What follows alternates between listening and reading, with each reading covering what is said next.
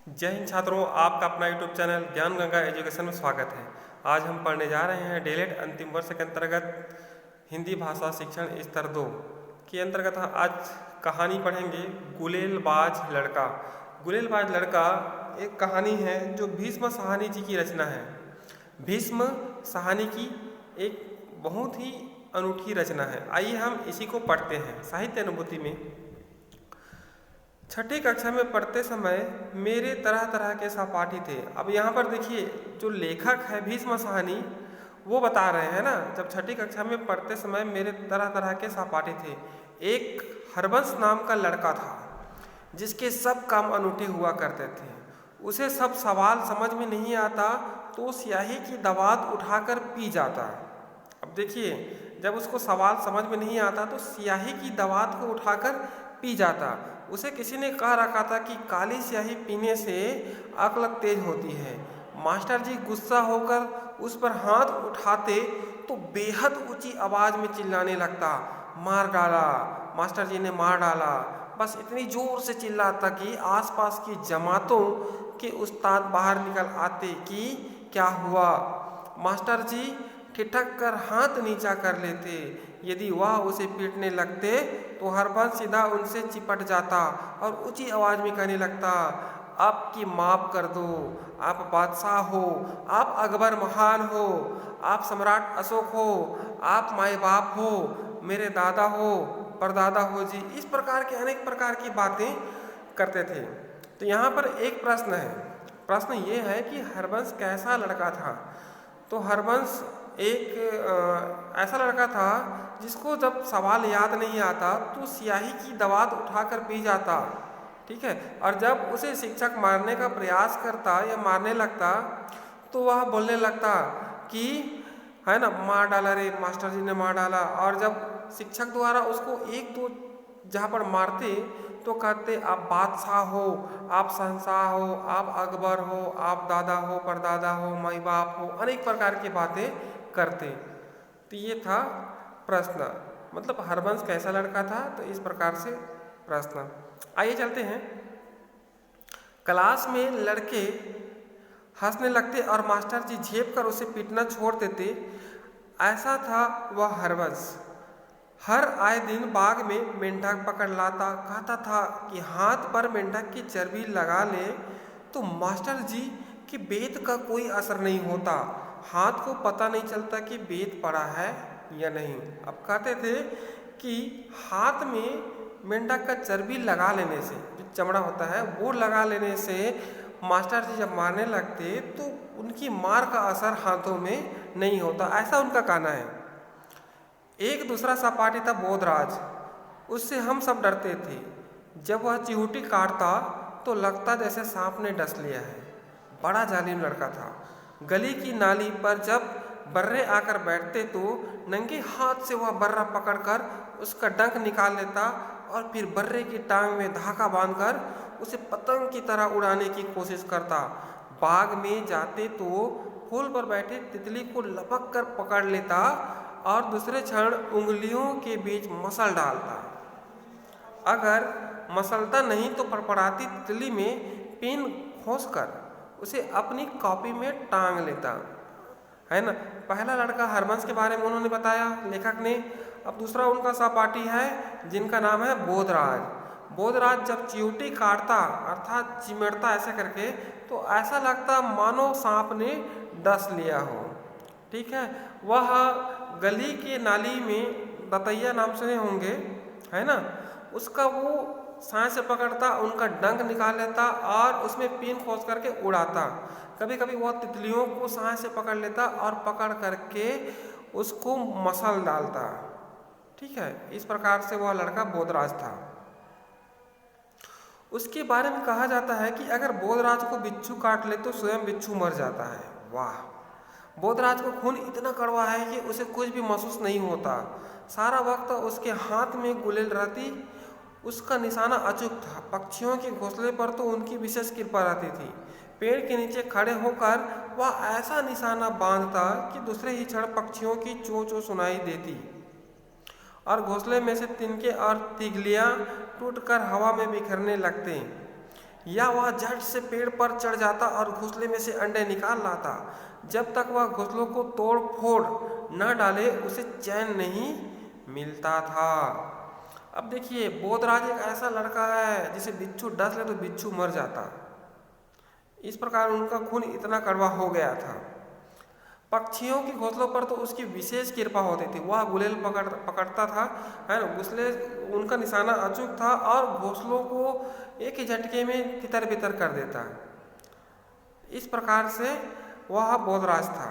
उसे कभी भी कोई ऐसा नहीं सूझा या ऐसा खेल नहीं सूझता था जिसमें किसी को कष्ट नहीं पहुंचाया गया हो। बोधराज की माँ भी उसे राक्षस कहा करती थी।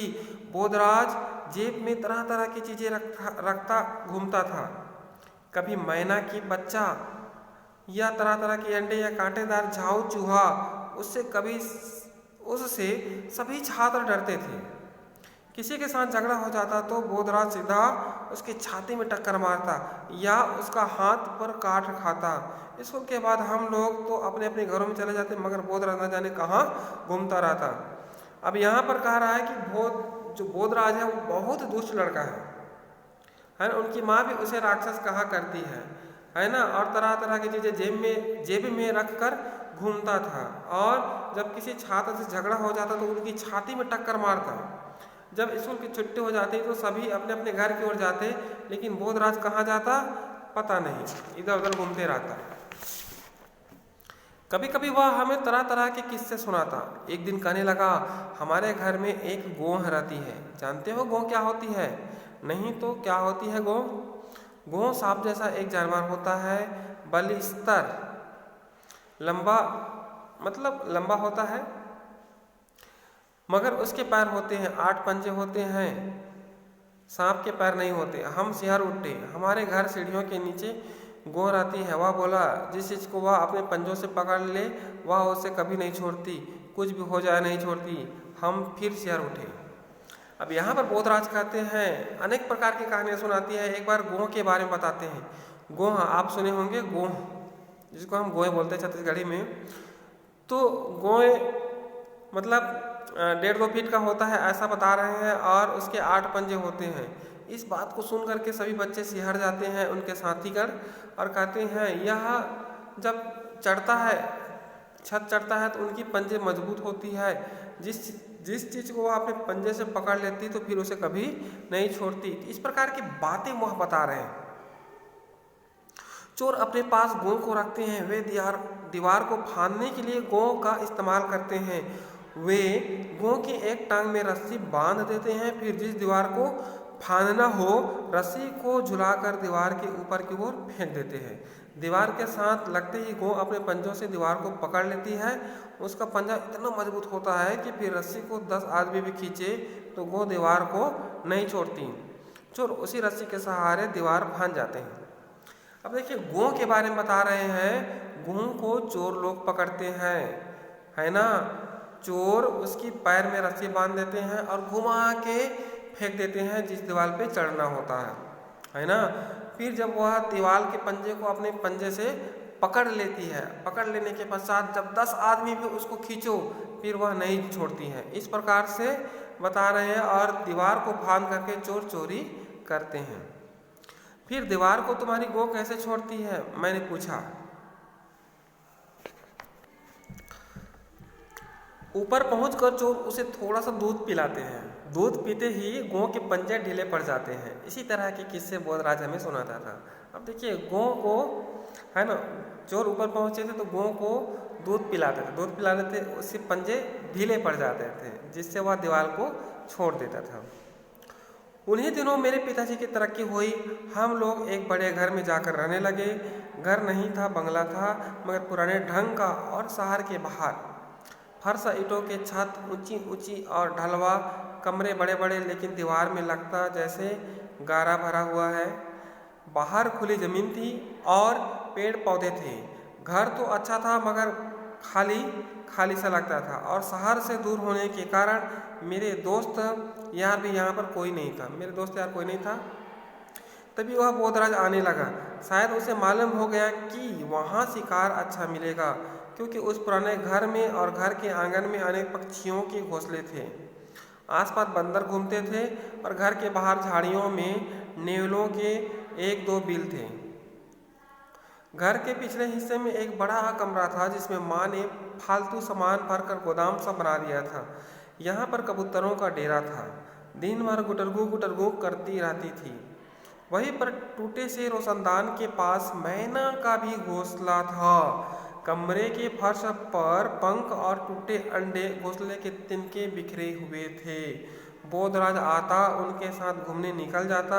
एक बार झाऊ चूहा लाया जिसका काला थुतना और कटीले बाल देखते ही मैं डर गया। झाऊ चूहा, माँ को मेरा बोधराज के साथ घूमना अच्छा नहीं लगता था, मगर वह जानती थी कि मैं अकेला घर में पड़ा पड़ा क्या करूँगा। माँ भी उसे राक्षस कहती थी और उसे बहुत समझाती थी कि गरीब जानवरों को तंग नहीं किया करे। एक दिन माँ मुझसे बोली, अगर तुम्हारे दोस्त को घोंसले तोड़ने में मज़ा आता है तो उससे कहो कि हमारे गोदाम में से घोंसले साफ कर दे। चिड़ियों ने कमरे को बहुत गंदा कर रखा है। मगर माँ, तुम ही तो कहती थी जो घोंसले तोड़ता है उसे पाप चढ़ता है। मैं यह थोड़े ही कहती हूँ कि पक्षियों को मारे, वह तो पक्षियों पर गुलेल चलाता है, उन्हें मारता है। घोंसला हटाना तो दूसरी बात है। चुनाचे जब बोधराज घर आया, घर आया तो मैं घर का चक्कर लगाकर उसे पिछवाड़े की ओर गोदाम में ले गया। गोदाम में ताला लगा था। हम ताला खोलकर अंदर गए। शाम हो रही थी और गोदाम के अंदर झुटपुटा सा छाया था।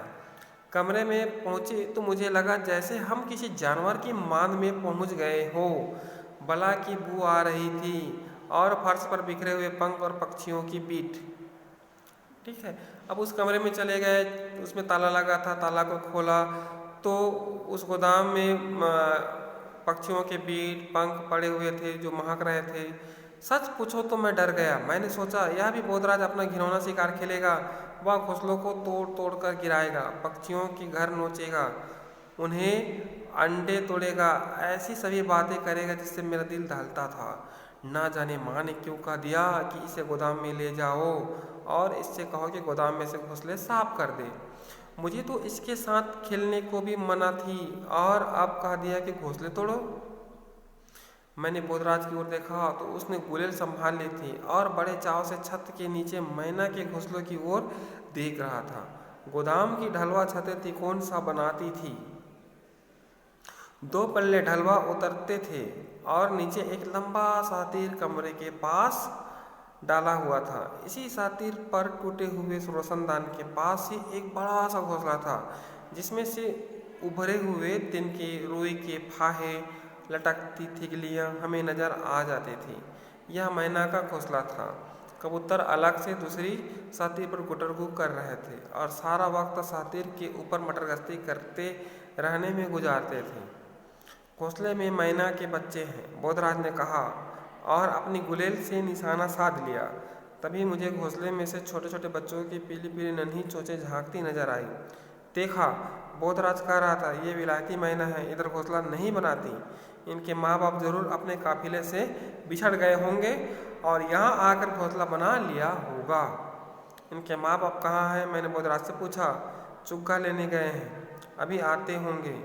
यही कहते हुए बोधराज ने अपनी गुलेल उठाई। मैं उसे रोकना चाहता था कि घोंसले पर गुलेल नहीं चलाए। तभी बोधराज की गुलेल फर्र की आवाज़ निकली। इसके बाद जोर की टन की आवाज़ आई। गुलेल का कंकड़ घोंसले से न लगकर सीधा छत पर जा लगा जहाँ टीन की चादरें लगी थी। दोनों चोंच घोंसले के बीच कहीं गायब हो गई और फिर सख्ता सा आ गया। लग रहा था मानो मैना के बच्चे साम कर चुप हो गए हो। तभी बोधराज ने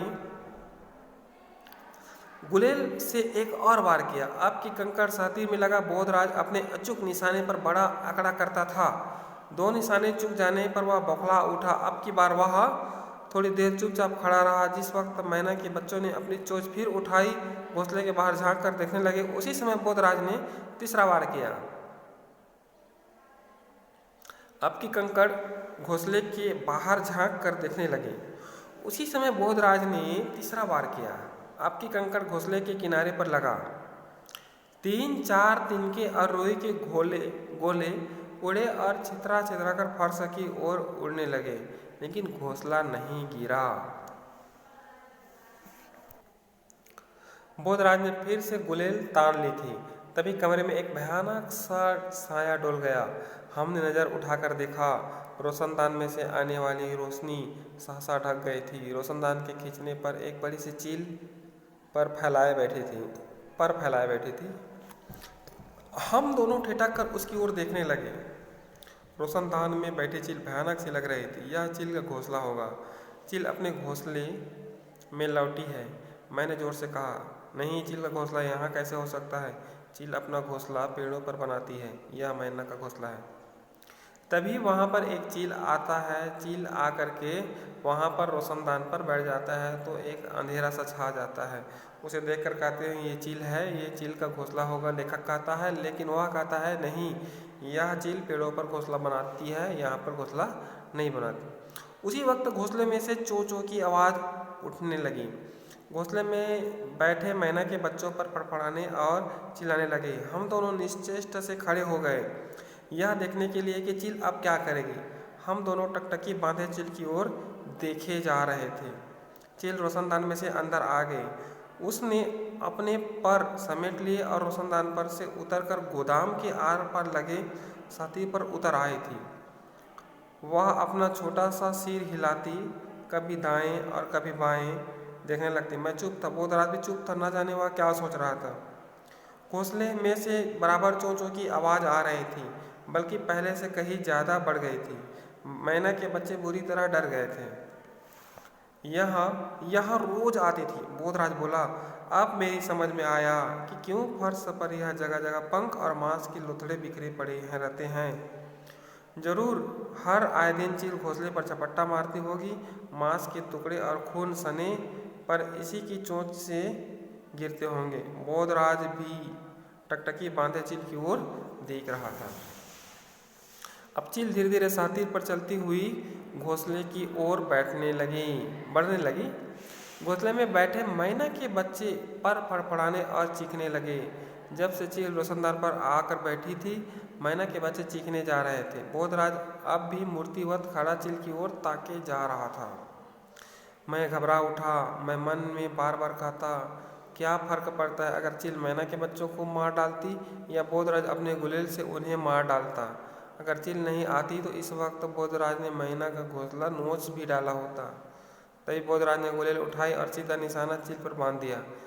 चील को मत छेड़ो, वह तुम पर झपटेगी, मैंने बोधराज से कहा। मगर बोधराज ने नहीं सुना और गुलेल चला दी। चील को निशाना नहीं लगा। कंकड़ छत से टकराकर नीचे गिर पड़ा और चील ने अपने बड़े बड़े पंख फैलाए नीचे सिर किए घूरने लगी। चलो यहाँ से निकल चले, मैंने डर कर कहा। नहीं, हम चले गए तो चील बच्चों को खा जाएगी। उसने मुंह में यह वाक्य मुझे अटपटा लगा।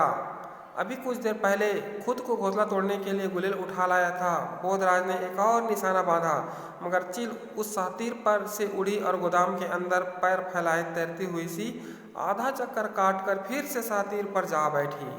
घोंसले में बैठे बच्चे बस लगाकर चो चो किए जा रहे थे। बोधराज ने झट से गुलेल मुझे थमा दी और जेब में से 5-7 कंकड़ निकालकर मेरी हथेली पर रखे।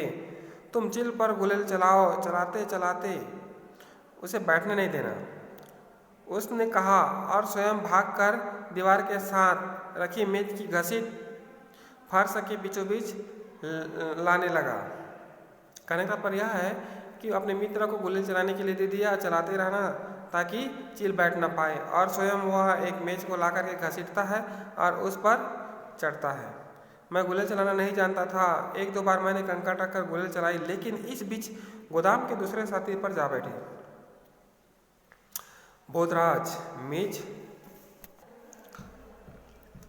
मेज को घसीटता हुआ एन मैना के घोंसले के नीचे ले आया। फिर उसने मेज पर एक टूटी हुई कुर्सी चढ़ा दी और फिर उछलकर मेज पर चढ़ गया। वहां से कुर्सी पर चढ़ गया। बोधराज ने दोनों हाथ ऊपर को उठाए, जैसे तैसे अपना संतुलन बनाए हुए उसने धीरे से दोनों हाथों में घोंसले को सातिर पर ले उठा और धीरे धीरे कुर्सी से उतरकर मेज पर आ गया और घोंसले को थामे थामे छलांग लगा दी। चलो बाहर निकल चलो, उसने कहा और दरवाजे की ओर लपका। गोदाम में निकलकर हम गराज में आ गए। गराज में एक ही बड़ा दरवाज़ा था और दीवार में छोटा सा एक झरोखा। यहाँ भी गराज के आर पर लकड़ी का एक सा तीर लगा था। यहाँ पर चिल नहीं पहुँच सकती थी, बोधराज ने कहा। इधर उधर देखकर बक्से पर चढ़कर घोंसले को एक टूटे सहतीर के ऊपर रख दिया। थोड़ी देर में घोंसले में बैठे मैना के बच्चे चुप हो गए। बोधराज बक्से पर चढ़कर मैना के घोंसले में झांकने लगा। मैंने सोचा अभी हाथ बढ़ाकर दोनों बच्चों को एक साथ उठा लेगा, जैसा वह अक्सर किया करता था। फिर भले ही उन्हें जेब में डालकर घुमा फिरे, मगर उसने ऐसा कुछ नहीं किया। वह देर तक घोंसले के अंदर झांकता रहा और फिर बोला, थोड़ा पानी लाओ, इन्हें प्यास लगी है। इनकी चोंच में बूंद बूंद पानी डालेंगे। मैं बाहर गया, एक कटोरी में से थोड़ा पानी लाया। दोनों नन्हे नन्हे बच्चों के चोंचे ऊपर उठाए हुए हाँफ रहे थे। बोधराज ने उनकी चोंच में बूंदे पानी के बूंदे बूंद बूंद करके डाला और बच्चों को छूने में मुझे मना कर दिया, न ही स्वयं उन्हें छुआ। इन बच्चों के माँ बाप यहाँ कैसे पहुँचेंगे? मैंने पूछा। वे इस झरोखे में से आ जाएंगे, वे अपने आप इन्हें ढूंढ निकालेंगे। हम देर तक गराज में बैठे रहे। बोधराज देर तक मनसूबे बनाता रहा कि वह कैसे रोशनदान को बंद कर देगा ताकि चिल कभी गोदाम के अंदर न आ सके। उस समय वह चिल की बातें करता रहा। दूसरे दिन जब बोधराज मेरे घर आया तो न तो उनके हाथ में गुलेल थी और न जेब में कंकड़, बल्कि जेब में बहुत सारा चुग्गा भर कर लाया था। हम दोनों देर तक मैना के बच्चों को चुग्गा डालते रहे और उनके करतब देखते रहे। तो इस प्रकार ये भीष्म साहनी जी ने गुलेलबाज लड़का नामक सुंदर ही कहानी लिखा है। यह बहुत ही सुंदर है, पढ़ने में बहुत मज़ा आ रहा है कि किस प्रकार बोधराज नाम का लड़का पहले बहुत ही उदन प्रवृत्ति का था, लेकिन जैसे जैसे मैना के बच्चों को बचा रहा था, किस प्रकार बचाया, उसके बाद उनका मैना के बच्चों के प्रति एक प्रकार से दया और अन्य जो पक्षियों हैं उनके प्रति भी दया का भाव उमड़ कर सामने आया। वह हमेशा गुलेल लटकाए हुआ करता था, लेकिन आज उनके पास गुलेल नहीं है, बल्कि जेब में उसकी चुग्गा है, अर्थात मैना के बच्चों को खिलाने के लिए दाने हैं। तो इस प्रकार परिवर्तन आया गुलेलबाज लड़के के ऊपर।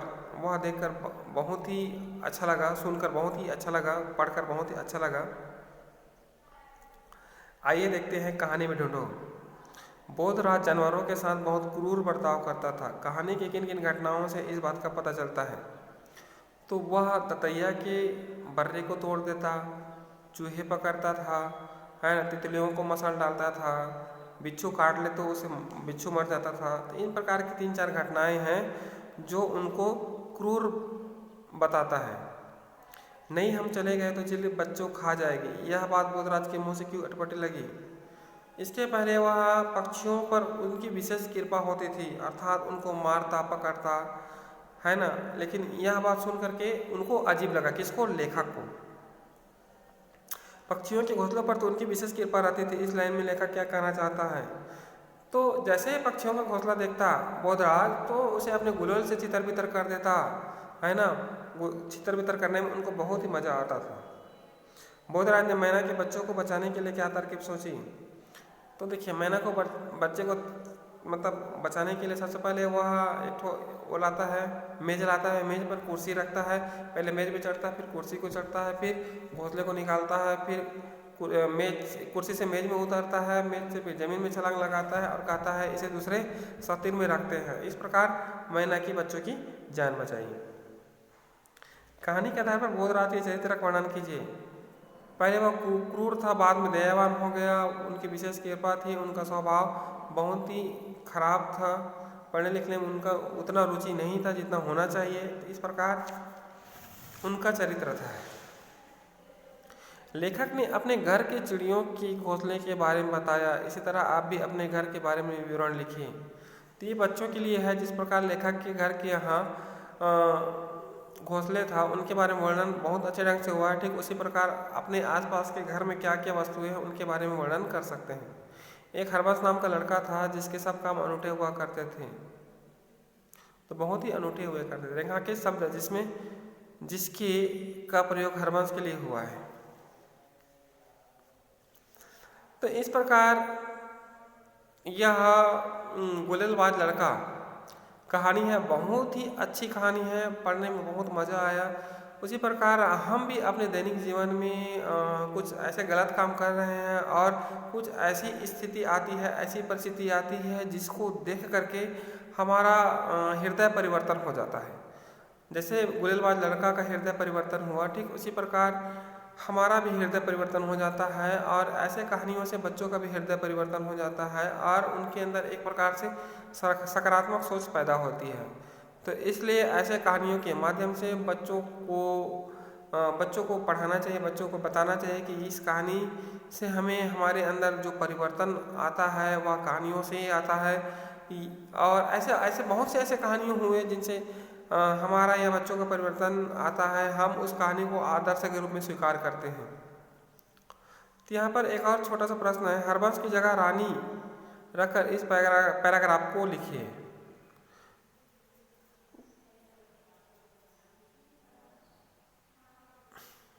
हरबंश की जगह अगर रानी लड़की होती तो वह क्या कहती, तो उसी के बारे में लिखना है। जब वह चोटी काटता तो लगता कि सांप ने डस लिया। किसने? बोधराज ने। इनके माँ बाप जरूर अपने काफिले से पिछड़ गए होंगे। बोधराज ने किससे कहा? लेखक से। नीचे एक लंबा सा तीर कमरे के आर पार डाला गया था।